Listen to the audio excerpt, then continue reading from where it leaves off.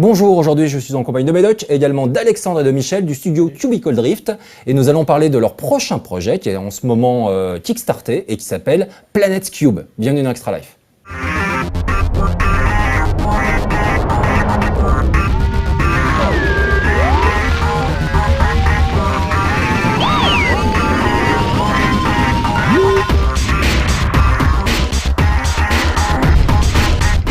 Alors, est-ce que vous pouvez déjà commencer par vous présenter tous les deux, nous parler un petit peu de votre parcours dans le jeu vidéo et ce qui vous a mené dans le studio Cubicle Drift. Qui c'est qui commence hein? Bon, alors je commence. Alexandre. Mon parcours dans le jeu vidéo, il est nul, puisque je ne viens pas du jeu vidéo au départ. C'est pas grave. Je viens plutôt, moi je suis diplômé de Sup Infocom, Ouais, donc je viens du cinéma d'animation, ok. et ma sensibilité première, c'est plus, je suis plus plasticien, c'est plus la peinture. D'accord. Mais le jeu vidéo, comme beaucoup, je pense, je suis joueur de plein de jeux, indépendants également. Mais voilà, mon expérience en jeu vidéo, elle s'arrête là. Elle a démarré il y a 6 mois, quand je suis arrivé sur le projet Planet Cube. D'accord. Et du coup, Planet Cube, j'imagine que tu t'occupes de la partie plutôt graphique. Voilà, c'est ça. C'est ça, toute la partie créative. Je fais un ping-pong avec Michel, avec les développeurs, voilà, D'accord. depuis 6 mois. Et toi, Michel? Alors moi pareil, je viens pas du jeu vidéo, je viens du monde de l'édition de logiciels. Ouais. Ça fait 10 ans que je travaille dans des entreprises d'édition de logiciels. J'ai eu un diplôme d'ingénieur informatique il y a de ça presque 10 ans maintenant. Ok. Voilà. Donc du coup, tu codes? Oui, j'ai codé beaucoup pendant de nombreux mois et même si c'est quelque chose que j'aime faire, j'aspirais toujours à créer quelque chose de mes propres mains. Ok. Et c'est ce qui s'est passé il y a 2 ans. Donc du coup, comment s'est passée exactement la création du studio? Et vous êtes combien aujourd'hui? Est-ce que vous aviez déjà au moment de la création du studio un projet en tête? Ou est-ce qu'il s'est développé après? Est-ce que vous avez fait d'autres choses avant Planet Cube? Eh ben, en fait, on avait le projet avant de créer le studio. Je suis quelqu'un d'assez prudent et en fait, avant de créer le studio, donc la société en elle-même, je voulais être sûr qu'on pouvait résoudre tous les challenges techniques que nous donnait Planet Cube, justement. On a mis notre temps à le créer parce que ce projet-là, c'est une idée un peu folle entre 3 amis développeurs. Ah tiens, on va faire un truc marrant avec des voxels. Et puis aujourd'hui, c'est un projet tout à fait sérieux. On est 8 dans l'équipe aujourd'hui. Bon, vous n'êtes pas beaucoup.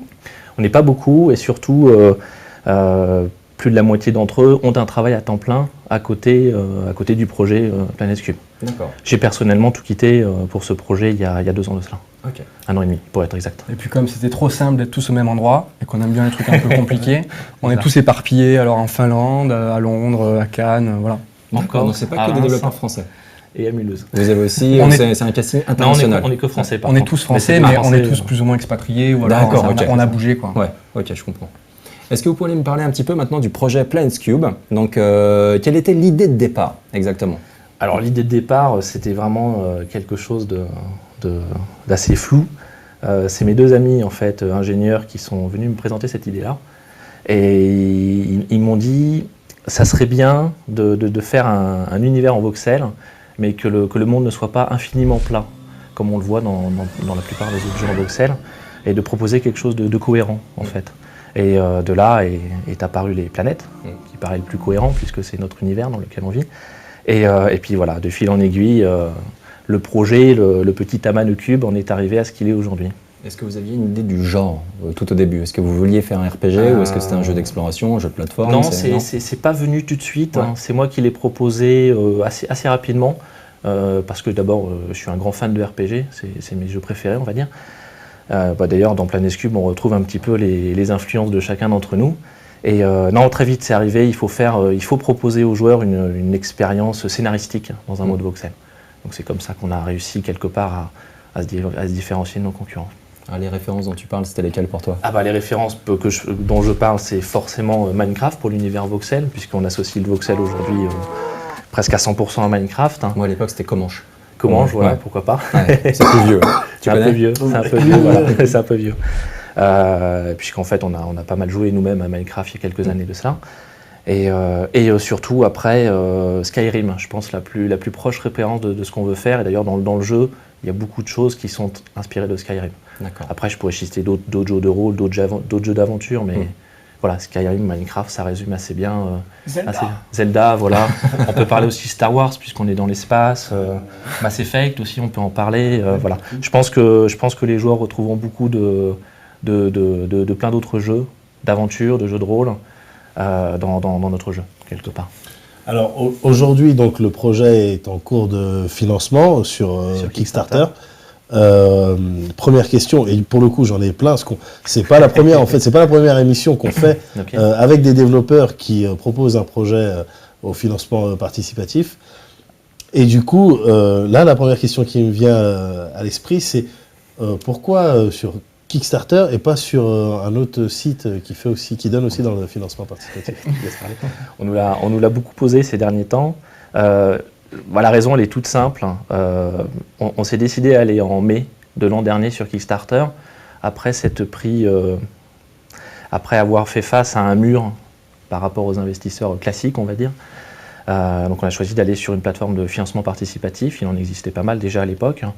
Et on avait comme budget, estimé comme budget à peu près 150 000, 200 000 euros. Et donc on a été voir, moi je connais Kickstarter depuis qu'ils ont démarré, hein, j'aime beaucoup ce principe.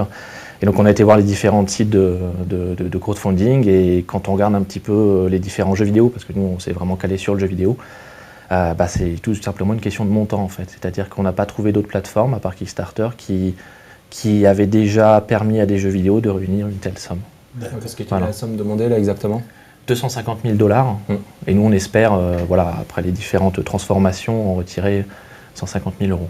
D'accord, voilà. Très bien. D'accord. Et du coup, juste une question, mais peut-être que c'est la même qu'on va poser. Potentiellement. Comment est-ce que vous estimez cette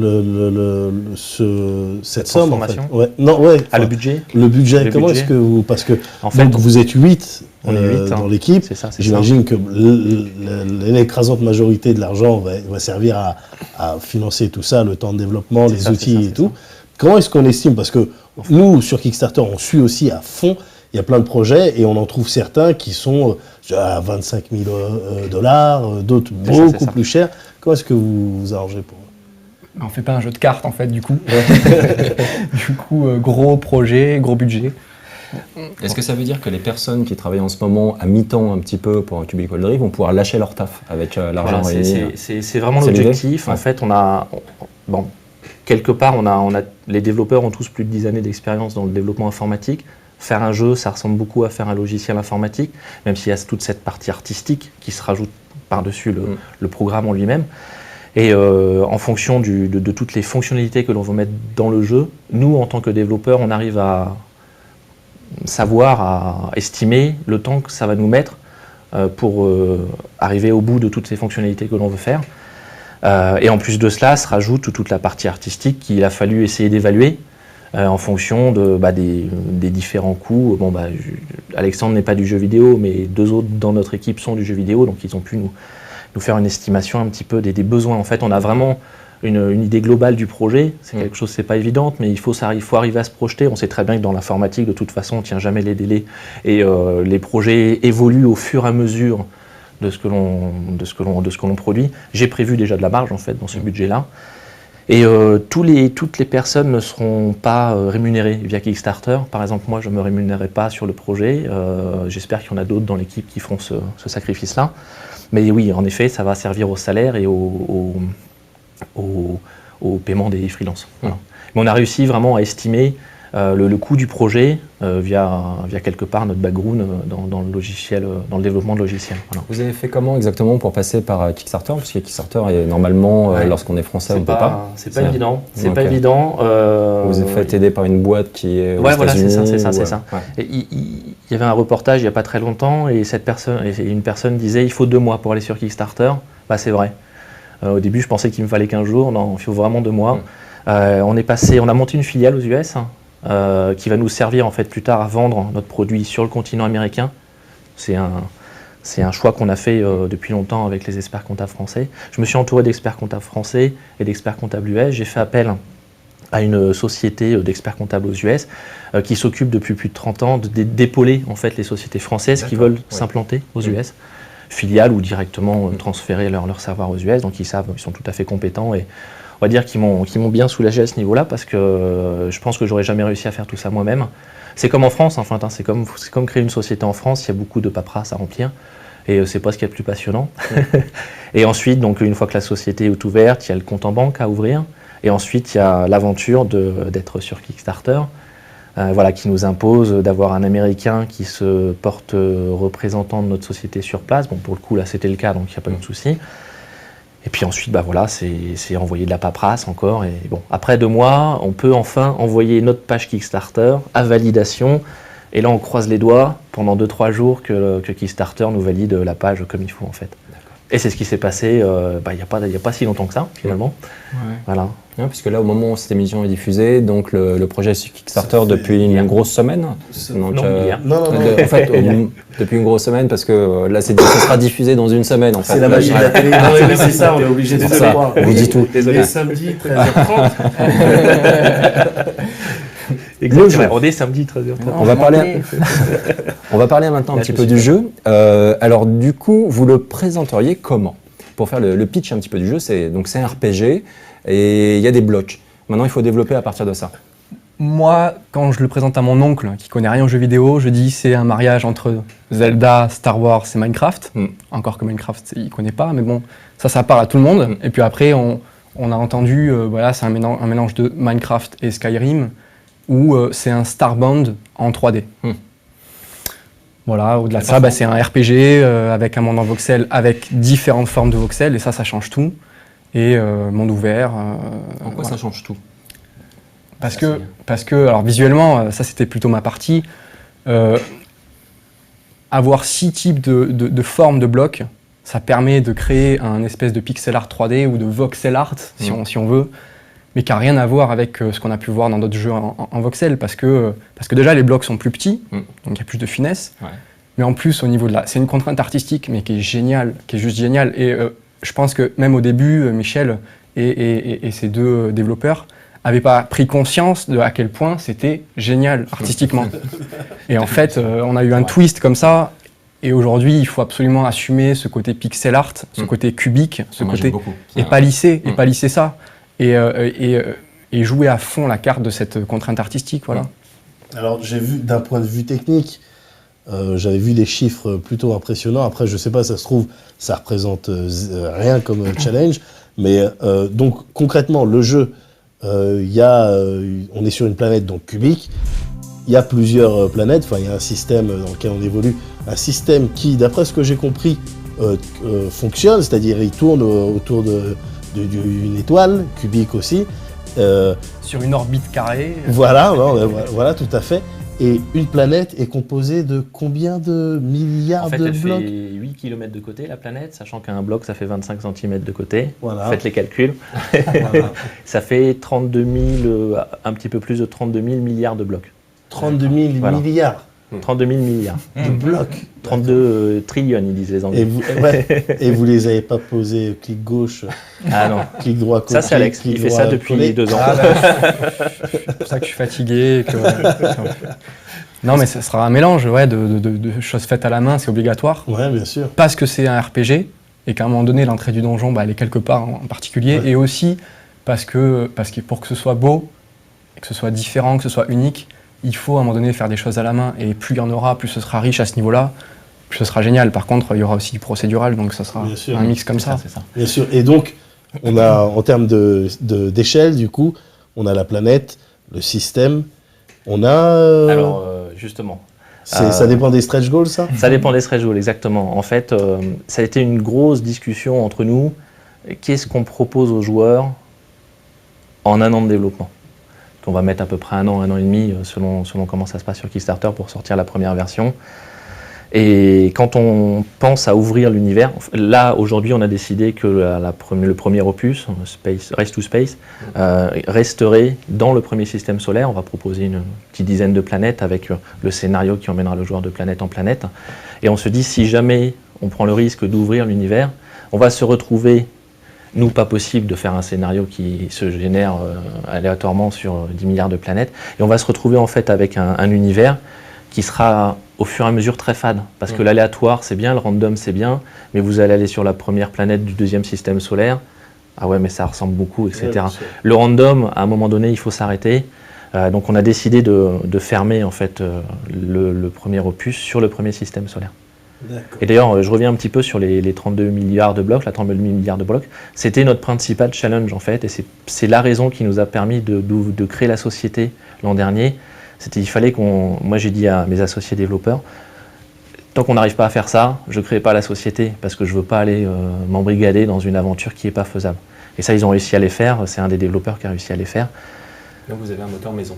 Et on a un moteur maison de gestion de ces milliards de blocs. Évidemment, on ne les affiche pas tous à l'écran, il n'y a aucune carte graphique qui est capable de faire ça aujourd'hui. On en affiche un petit peu devant nous à résolution fine de 25 cm, et plus on s'éloigne, moins les blocs sont fins. Donc il a fallu mettre en place un système d'algorithmes multithreadés, etc. pour que ça charge en temps réel et que ça rame pas trop. Et d'ailleurs, la vidéo du proto qu'on peut voir sur la page Kickstarter, ça rame pas trop. Pourquoi vous avez décidé de partir sur cette technologie, sur le voxel, et donc sur des blocs? Il y avait tellement de possibilités autres. Donc pourquoi est-ce que vous aviez ça vous parlait plus visuellement, ou il y avait une raison technique derrière? Non, je pense que la première raison, c'est parce que il ne faut pas que je dise son nom, Coding Marmots, c'est son pseudo. D'accord. Il est un grand amateur de Lego. C'est ça qui lui a plu dans Minecraft. Et lui, il voulait absolument faire quelque chose en voxel. Et le voxel, ça a ça de bien que c'est simple à comprendre. Vous arrivez dans notre jeu, dans Minecraft, vous comprenez tout de suite comment le monde y fonctionne. J'enlève un cube, je le remets, je le repose, c'est délimité, c'est fixe, c'est normé, et quelque part c'est fun. Voilà. Donc on est vraiment parti dès le début sur du voxel, et voilà, au début l'idée c'était le voxel, on ne pouvait plus changer une fois qu'on a fait ça. Vous parliez beaucoup d'histoire. Quelle est l'histoire en gros de cet univers? Est-ce qu'il y a, je crois qu'il y a une princesse à sauver, non? Alors ça, on ne vous le dira pas. On ne vous le dira pas parce que, comme je dis, je crois, sur la page Kickstarter ou en réponse à des commentaires, c'est que c'est comme si je vous racontais un film avant qu'il se passe. Bon, c'est un peu ce qu'on a le droit à chaque bande-annonce, malheureusement. Oui. Mais je ne vous raconterai pas l'histoire du jeu, malgré que j'en ai très envie. Mais on peut dire ce qu'on voit dans le trailer, c'est-à-dire qu'il y a des extraterrestres qui vont se cracher sur une planète. Le joueur n'est pas un extraterrestre, c'est quelqu'un qui vit sur cette planète-là, et il va se retrouver embrigadé dans une histoire qui va l'emmener, entre guillemets, à jouer Bruce Willis et à sauver l'univers. Voilà. Mais alors, du coup, concrètement, ça implique... donc, j'imagine, enfin, je sais qu'il y a évidemment une grosse dimension crafting dans le jeu. Ouais. On chope des ressources. On bosse, d'après ce que j'ai compris, avec des job masters ou des personnes qui sont compétentes dans certains domaines. Et on va être amené, du coup, à construire du véhicule, par exemple, des armes, véhicules, pour pouvoir voyager, aller de planète en planète. Mais c'est la même émotion que quand on est dans le rayon Lego et qu'on voit les boîtes de Lego, bateau pirate ou vaisseau spatial. Le truc, il est fait. On sait qu'à l'intérieur, c'est défait, c'est pas construit. Mais on a envie de le construire, parce que les Lego, c'est ça.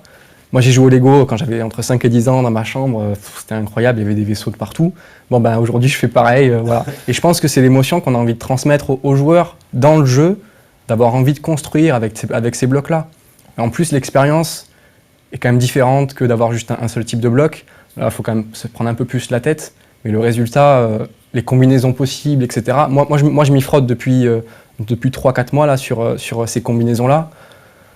Et j'ai pas fini, quoi. J'ai vraiment pas fini. Et même les concept art que j'ai produits jusqu'à présent, au départ, ça m'étonne moi-même et ça va encore m'étonner. Et il y a encore beaucoup de développement. Donc la construction, c'est le cœur, c'est au cœur du jeu aussi. Ouais.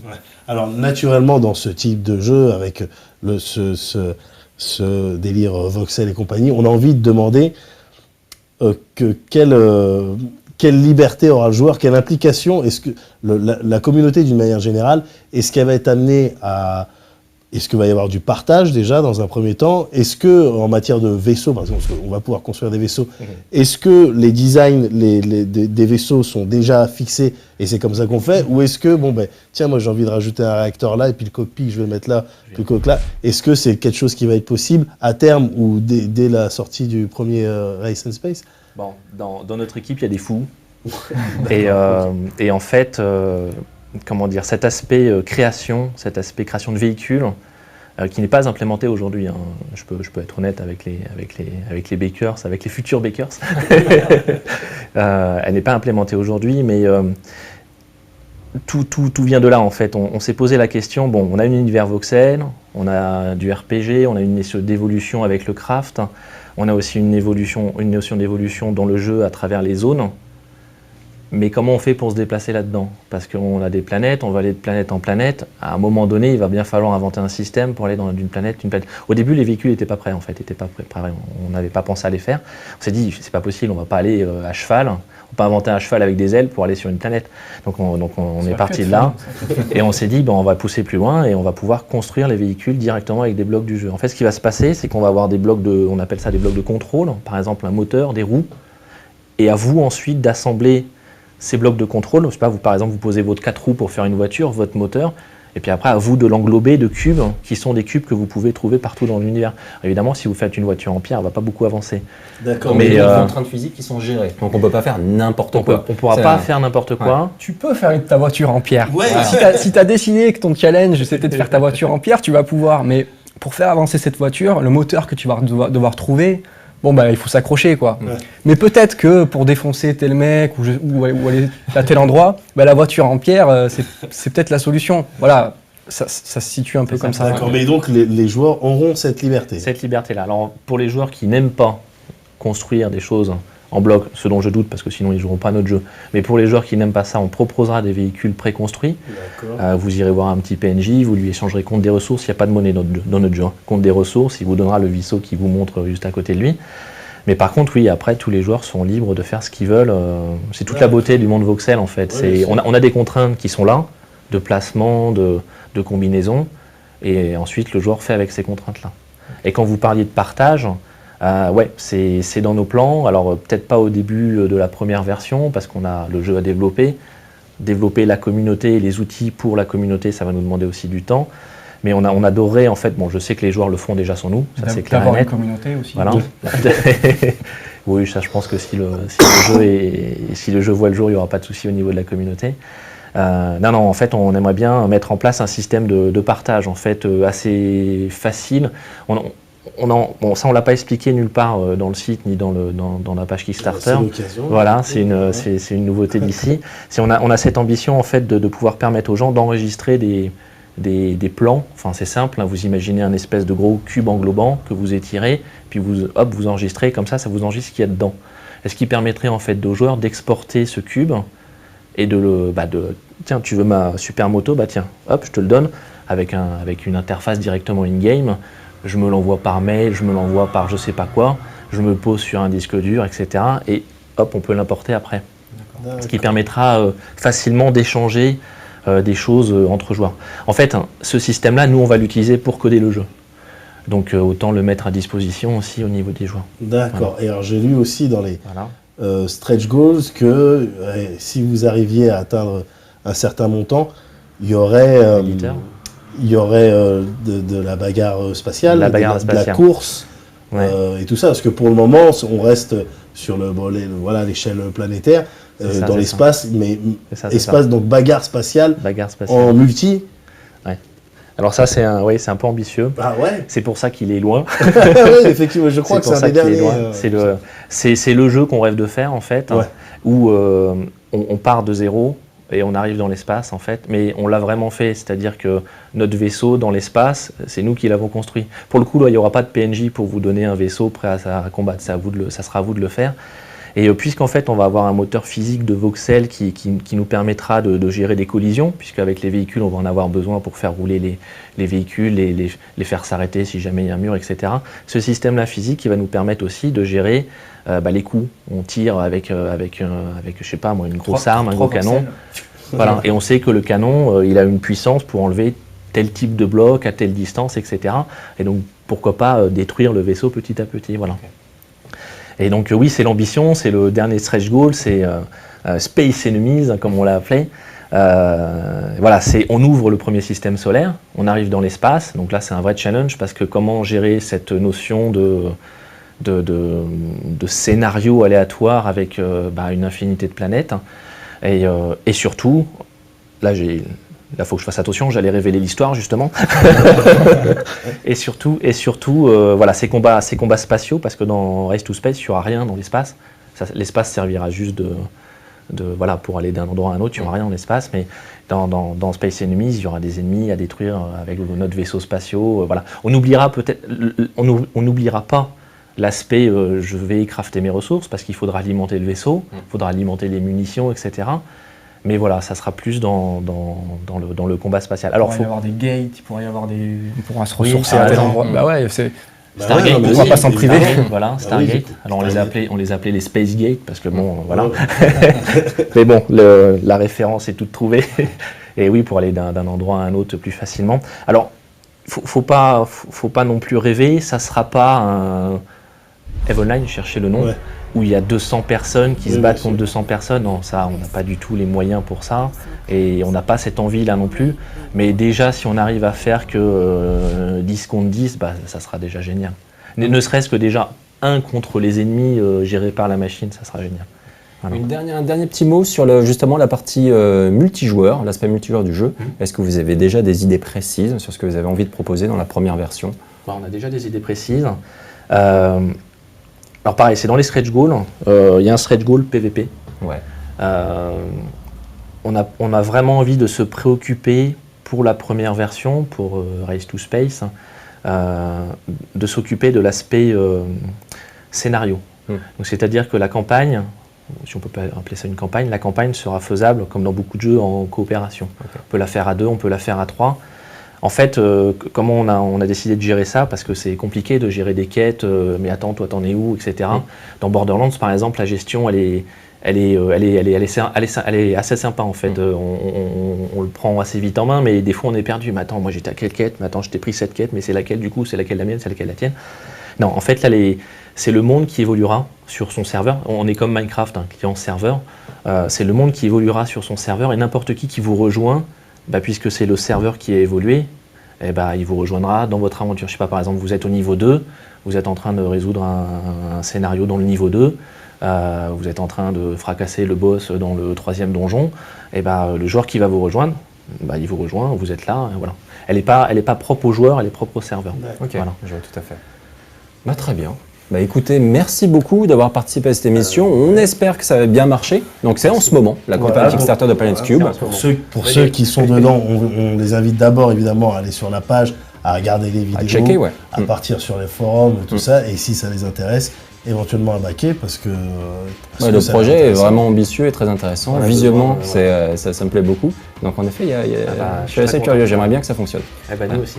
On a besoin d'un maximum de soutien. Il faut regarder là maintenant. Voilà, venez sur Kickstarter nous soutenir. On a besoin de vous. Voilà. On a besoin de vous. Voilà. On se mettra à page, nous. Merci beaucoup, c'était très bien. Merci de nous avoir accueillis. On se retrouve très bientôt pour un prochain Extra Life. Salut tout le monde.